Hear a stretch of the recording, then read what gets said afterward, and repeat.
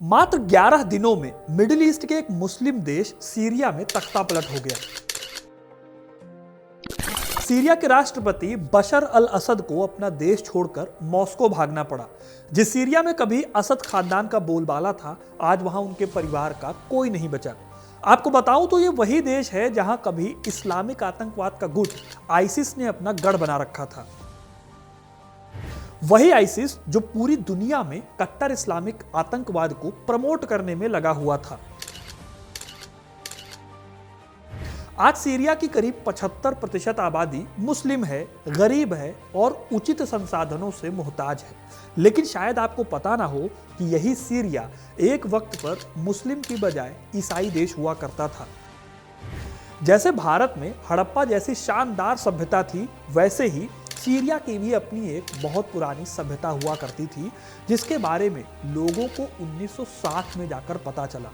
आज मैं आपको सीरिया के इतिहास से रूबरू कराऊंगा, कैसे ये एक देश ईसाई देश से मुस्लिम देश बन गया और जो आज वहां हो रहा है उसके पीछे इतिहास के कौन से कारण जिम्मेदार हैं, ये सब आपको पता चलेगा। तो वीडियो को इन तक जरूर देखिएगा, क्योंकि अपना इतिहास नहीं जानोगे तो खुद को कैसे पहचानोगे।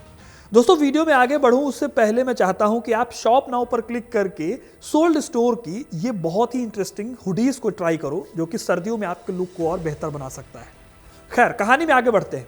आज जिस सीरिया को हम जानते हैं वो एक ऐसा देश है जो हर तरफ से इस्लामिक मेजॉरिटी वाले देशों से घिरा हुआ है। इसके पड़ोसी देश इराक, जॉर्डन और तुर्की, सब में मुस्लिम आबादी काफ़ी ज़्यादा है। ऐसे में यह मानना काफ़ी मुश्किल हो जाता है कि कभी सीरिया एक ईसाई देश हुआ करता था। लेकिन सीरिया का इतिहास वाकई चमत्कारिक है। भले ही वहाँ पिछले 61 सालों से एक ही पार्टी की सरकार रही हो, लेकिन ये वो देश है जिसने ना जाने कितने युद्ध झेले हैं और दुनिया के सबसे बड़े साम्राज्यों में से एक का हिस्सा भी रहा है। लेकिन इसका पूरा इतिहास लोगों को बहुत बाद में पता चलता है। जिस वक्त भारत में हड़प्पा सभ्यता फल फूल रही थी, उस वक्त सीरिया को बहुत डेवलप्ड नहीं माना जाता था। वजह थी इसके आसपास विकसित हुई सुमेरियन सभ्यता। सुमेरियन सभ्यता के लेखों में यहाँ के एमोराइट लोगों को पहाड़ों का गंवार बताया गया। सुमेरियन अभिलेखों में बताया गया कि सीरिया में रहने वाले एमोराइट लोग असल में अनाज नहीं उगाते थे, कच्चा मांस खाते थे। इनके अपने घर नहीं होते थे। मरने पर इन लोगों को दफनाया नहीं जाता था, बल्कि खुले में इनके शव छोड़ दिए जाते थे। ट्रेवर ब्रेयस अपनी किताब एंशिएंट सीरिया अ 3000 ईयर हिस्ट्री में बताते हैं 1960 के दशक तक प्राचीन सीरिया के बारे में कुछ ऐसे ही विचार लोगों के मन में थे। माना जाता था कि प्राचीन सीरिया में कम पढ़े लिखे लोग होते थे जो छोटे कबीलों में बटे होते थे। इजिप्ट और मेसोपोटामिया की सभ्यता से कंपेयर करो तो सीरिया के लोग कहीं नहीं ठहरते थे। यही वजह है कि 1950 से 60 के दौर में मेसोपोटामिया, इजिप्ट के पिरामिडों पर तो खूब ध्यान दिया जा रहा था, लेकिन सीरिया पर नहीं। फिर 1968 में एक ऐसी खोज हुई जिसने दुनिया का सीरिया को देखने का नजरिया ही बदल दिया। सीरिया का एक शहर है तेल मार्दीक। यहाँ पर खुदाई में साल 1968 में एक बुत मिला। पता चला कि यह बुत देवी स्तर का है, जो कि प्राचीन एबला के राजा इबित लिम ने बनवाया था। यह खोज इटली के आर्कियोलॉजिस्ट पाओलो मैथेनी ने की थी, जो कि कई सालों से कहते आ रहे थे कि सीरिया को नकारने की बजाय उसके इतिहास को खंगालने का काम करना चाहिए। खैर, ये जो एबला राज्य था और इसकी जो देवी स्तर हैं, इनके बारे में एंशंट लेखों में काफ़ी सारा जिक्र मिलता था इतिहासकारों को। लेकिन जो बड़ी खोज थी आर्कियोलॉजिस्ट की, वो 1968 में हुई। अब सवाल उठा कि क्या तेल मार्दीक का जो शहर है वही प्राचीन एबला था। हालांकि इस बारे में आगे जो बड़ी खोज हुई वो 1974 में हुई, जब इसी जगह पर एक बहुत बड़ा महल मिला। इस महल के मिलने से पता चला कि सीरिया की सभ्यता बहुत पुरानी थी और बरसों से चली आ रही थी। शॉर्ट में बताऊं तो इतिहासकारों ने फिर खोज निकाला कि तीसरी सहस्त्राब्दी ईसा पूर्व से ही सीरिया पर सुमेरियन, एबेलाइट्स, अकाडियन और हित्तियों, हुर्रियन, मितानी, एमोराइट्स और बेबीलोनियों द्वारा क्रमिक रूप से यानी एक के बाद एक कब्जा किया गया और लड़ाई लड़ी गई। यानी कि सीरिया का इतिहास बहुत समृद्ध था, जो जमीन के नीचे दफन था, जैसे कि भारत में हड़प्पा सभ्यता दफन थी। लेकिन अभी तक यहाँ पर धर्म की एंट्री नहीं हुई थी। अब वो समय नज़दीक था जब सीरिया एक बड़े धर्म का हिस्सा बनने वाला था। साल था 64 बीसी, यानी ईसा से करीब 64 साल पहले। 64 बीसी में सीरिया पर रोमन जनरल पोम्पेई ने कब्जा किया।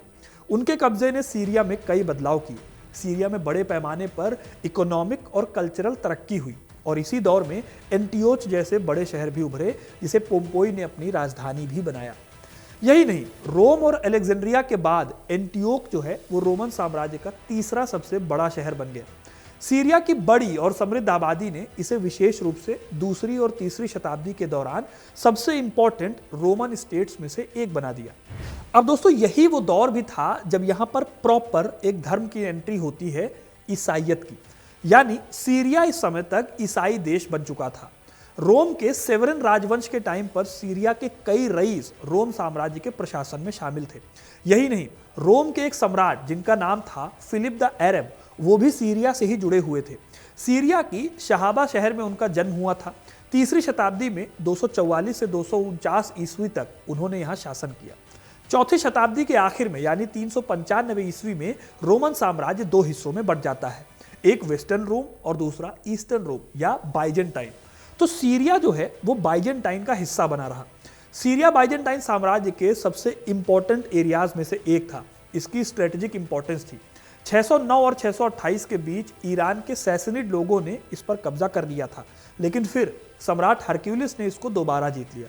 अब एक बार फिर से सीरिया के धर्म में बड़ा बदलाव होने वाला था। अभी तक तो यहाँ पर ईसाई धर्म था, लेकिन इस दौर में इस्लाम का प्रसार जोरों से हो रहा था। और 7वीं सदी वो समय था जब सीरिया का भाग्य पूरी तरह से बदल गया। वजह थी इस्लाम का उदय। इस्लाम के प्रसार के समय सीरिया भी इस्लामिक झंडे के तले आया। सीरिया के इस्लामिक देश बनने के समय की सबसे बड़ी घटना होती है साल 634 से 640 के बीच। इस दौर में रशीदुल खलीफा की सेना ने सीरिया को जीत लिया। इस तरह से ये क्षेत्र इस्लामी साम्राज्य का हिस्सा बन गया। फिर 7वीं सदी के मध्य में उम्मयद राजवंश ने अपने साम्राज्य की राजधानी दमिश्क को बनाया, जो कि यहाँ का शहर है। तब सीरिया 4 हिस्सों में बटा हुआ था, दमिश्क, होम्स, पैलेस्टाइन और जॉर्डन। खलीफा के दौरान इस्लामी साम्राज्य का तेजी से विस्तार हुआ और अपने चरम पर यह स्पेन से लेकर भारत और मध्य एशिया के कुछ हिस्सों तक फैल गया। इस तरह से सीरिया जो है वो इकोनॉमिक रूप से समृद्ध हुआ और इस्लामिक साम्राज्य का सेंटर भी बन गया। शुरुआती उम्मयद शासकों जैसे कि अब्द अल मलिक और अल वालिद प्रथम ने पूरे सीरिया में, खासतौर पर दमिश्क, अलेप्पो और होम्स में कई शानदार महलों और मस्जिदों का निर्माण कराया। इस टाइम पर ईसाई जो थे वो उम्मयद खलीफा के एडमिनिस्ट्रेशन में काम कर रहे थे। साथ ही मुस्लिम आबादी तेजी से सीरिया में बढ़ने लगी थी। फिर आती है 8वीं शताब्दी, जब 750 ईस्वी में उम्मयद राजवंश को अब्बासिद राजवंश ने उखाड़ फेंका। अब्बासिदों ने राजधानी को बगदाद यानी आज के इराक के पास शिफ्ट किया। बगदाद ने अब्बासिद काल के दौरान खूब तरक्की की। हालांकि 10वीं सदी में बाइजेंटाइन साम्राज्य ने सीरिया पर कब्जे की फिर से कोशिश की। इसके चलते 969 ईस्वी में एंटियोच और एलेप्पो शहर पर दोबारा बाइजेंटाइन एम्पायर ने कब्जा कर लिया। इसके बाद 993 ईस्वी तक पूरे सीरिया पर बाइजेंटाइन ने अपना कब्जा कर लिया। साल 1175 में फिर से सीरिया जो है वो अयूबिद राजवंश के संस्थापक सलादीन के हाथों चला गया, जो कि इजिप्ट के राजा थे। इस तरह से देखा जाए तो इस्लामिक रूल फिर से सीरिया में लागू हो गया। हालांकि सीरिया को एक बड़ा झटका लगता है साल 1260 में, जब मंगोलों ने सीरिया की राजधानी बगदाद को पूरी तरह से तबाह कर दिया। लेकिन मामलुक सुल्तान बैबर्स ने दोबारा सीरिया को पटरी पर लाने का काम किया। साल 1400 में एक बार फिर तैमूर लंग ने सीरिया पर आक्रमण किया। उसने अलेप्पो में मामलुक सेना को हराया और दमिश्क पर कब्जा कर लिया। तैमूर ने बड़े पैमाने पर यहाँ नरसंहार किया। यहाँ की ईसाई आबादी को बड़े पैमाने पर सताया गया। लेकिन इसके बाद तमाम अस्थिरता के बाद एक ठहराव का दौर आता है। यह ठहराव शुरू होता है साल 1517 से, जब सीरिया पर कब्जा होता है ऑटोमन्स का। साल 1517 में ऑटोमन एम्पायर के कब्जे के बाद अगले 400 सालों तक सीरिया मोटे तौर पर ऑटोमन साम्राज्य का हिस्सा रहा। इस टाइम तक सीरिया उनका एक सूबा या स्टेट प्रोविंस रहा। ऑटोमन ने यहाँ सीधे शासन नहीं किया, बल्कि यहाँ के लोकल लोगों के हाथ में कुछ राइट्स दिए, कुछ फ्यूडल लॉर्ड्स और कबीलाई मुखियाओं के हाथों में शासन दे दिया। ऑटोमन शासन के दौरान मुस्लिम आबादी यहाँ तेजी से बढ़ी। 400 सालों के शासनकाल में सीरिया की आबादी में ईसाई कम होते चले गए और मुसलमान आगे बढ़ते चले गए। आगे चलकर 17वीं सदी में यूरोपीय शक्तियों ने भी सीरिया में दस्तक दी। अब क्योंकि सीरिया जो है वो एशिया और यूरोप के बीच में एक ब्रिज की तरह काम करता था, इसलिए यूरोपियन देश इस जगह पर अपना कब्जा चाहते थे। ऐसे में यूरोप के 2 देश सीरिया में आमने सामने आए। ये देश थे ब्रिटेन और फ्रांस। इन दोनों देशों ने यहाँ की अलग अलग कम्युनिटीज के साथ अपना गठजोड़ बनाया, ताकि उनके साथ मिलकर ट्रेड के जरूरी रास्तों पर कंट्रोल किया जा सके। फ्रांस ने जहां मैरोनाइट्स ईसाइयों का समर्थन किया, वहीं ब्रिटेन ने लोकल ड्रूज कम्युनिटी को सपोर्ट दिया। उन दिनों ऑटोमन साम्राज्य सदर्न यूरोप तक फैला हुआ था। कई साल तक ऑटोमन जो है वो बहुत मजबूती से स्थायी शासन करते रहे, लेकिन बाद में यहाँ के सुल्तानों को विरोध झेलना पड़ा। इस विरोध को दबाने के लिए कई कदम भी उठाए गए। 1875 में बोस्निया की क्रांति हुई, जिसे बहुत क्रूरता से इन लोगों ने दबा दिया। लेकिन फिर पहला विश्व युद्ध होता है 1914 में और ऑटोमन की इसमें हार होती है। इस युद्ध में आमिर फैसल नाम के शख्स ने ब्रिटेन का साथ दिया था। आमिर फैसल का संबंध मक्का शहर का सदियों से प्रबंधन देखने वाले शाही परिवार से था। खैर, 1918 में आमिर फैसल और ब्रिटेन ने मिलकर ऑटोमन साम्राज्य को हराया। इसके बाद अंग्रेजों ने साल 1920 में फैसल को सीरिया का राजा बना दिया। लेकिन दोस्तों, फिर सामने आती है ब्रिटेन और यूरोपियन देशों की करामात। ये करामात थी साइक्स पिकट समझौता। इस समझौता को साल 1916 में ही यूरोपियन देशों ने आपस में ऑटोमन साम्राज्य को बांटने के लिए किया था। इस समझौते के तहत 1920 में सीरिया में फ्रांस का कब्जा हो गया। नए नए राजा बने फैसल को विदेश भागना पड़ा। फिर कुछ सालों तक यहाँ पर फ्रांस का कब्जा होता है, लेकिन सीरिया के लोग जो थे वो बागी हो गए और उन्होंने फ्रांसीसी गुलामी का विरोध करना शुरू कर दिया। ये विरोध इस हद तक बढ़ा कि फ्रांसीसी सेना को दमिश्क पर बमबारी करनी पड़ी, लेकिन विरोध वो कम नहीं हुआ। साल 1928 में एक संविधान सभा का गठन किया गया, लेकिन फ्रेंच हाई कमीशन ने इस संविधान सभा को नकार दिया। फिर भारी विरोध के चलते साल 1936 में फ्रांस सीरिया की आज़ादी की तरफ कदम उठाने को राजी हुआ। लेकिन 1943 में सीरिया के एक राष्ट्रवादी नेता शुक्री अल कुतली पहले राष्ट्रपति बनते हैं और 3 साल बाद देश को पूरी तरह से आज़ादी दे दी जाती है। फिर सीरिया में एक नई पार्टी अस्तित्व में आती है। 1947 में मिचेल अफलाक और सलाह अल-दीन अल-बितार मिलकर अरब सोशलिस्ट बाथ पार्टी बनाते हैं। ये दोनों सीरिया के बड़े नेता थे जिन्होंने फ्रांसीसी गुलामी के खिलाफ आवाज उठाई थी। इनकी पार्टी का मकसद था एक अरब सोशलिस्ट राज्य बनाना।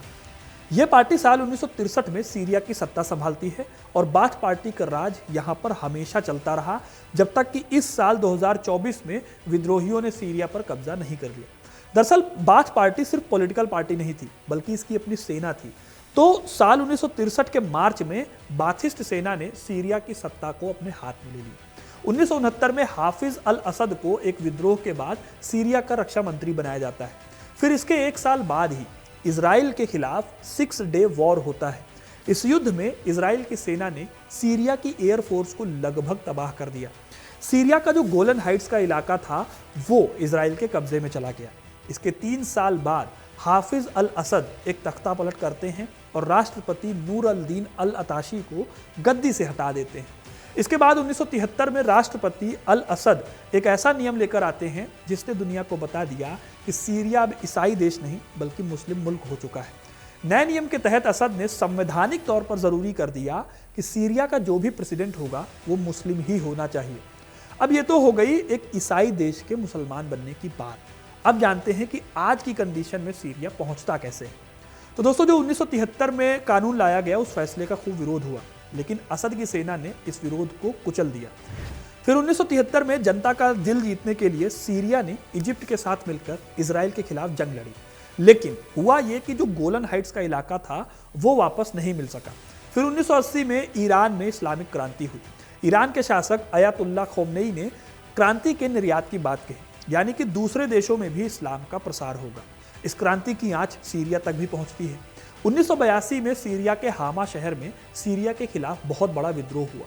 इस विद्रोह को दबाने के लिए हजारों नागरिकों की जान ले लेती है सीरिया की सेना, लेकिन फिर भी संघर्ष वो रुकता नहीं है। 1980 का यह संघर्ष ही था जो कि आज तक चला रहा था। साल 2000 में राष्ट्रपति असद की मौत हुई, जिसके बाद उनके बेटे बशर अल असद गद्दी पर बैठते हैं। फिर दौर आता है अरब स्प्रिंग का।